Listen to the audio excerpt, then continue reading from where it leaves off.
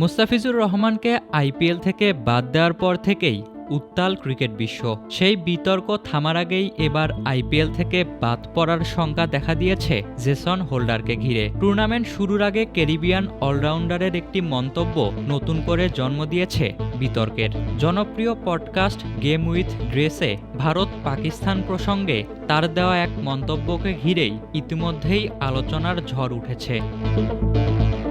আসন্ন আইপিএলে গুজরাট টাইটান্সের হয়ে খেলার কথা হোল্ডারের। তার আগে জনপ্রিয় এই পডকাস্টে কথা বলতে গিয়ে হোল্ডার চলমান ইন্ডিয়া পাকিস্তান বিরোধ নিয়ে প্রকাশ্যে অসন্তোষ প্রকাশ করেছেন। পাশাপাশি এশিয়া কাপ 2025 জয়ের পর ভারতের ট্রফি গ্রহণ না করার সিদ্ধান্তেও হতাশার কথাও জানিয়েছেন তিনি।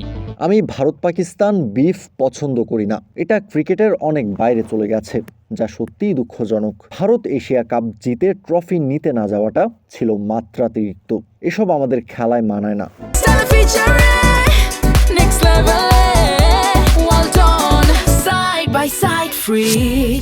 সাবেক ওয়েস্ট ইন্ডিজ অধিনায়ক মনে করেন, একজন ক্রিকেটারের দায়িত্ব শুধু রান করা বা উইকেট নেওয়ার মধ্যেই সীমাবদ্ধ নয়। ক্রিকেটাররা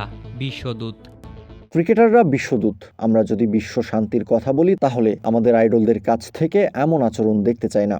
হোল্ডারের মতে প্রভাবশালী দেশ ও খেলোয়াড়দের হাত ধরেই পরিবর্তন আসবে। ভারত ও পাকিস্তান দুইটাই শক্তিধর। তারা যদি মাঠে ঐক্য দেখাতে পারে, তাহলে ক্রিকেটের বাইরেও বড় বার্তা যাবে। হাত মেলানো, পারস্পরিক সম্মানের মতো ছোট প্রতীকী উদ্যোগ মানুষের দৃষ্টিভঙ্গি বদলাতে পারে।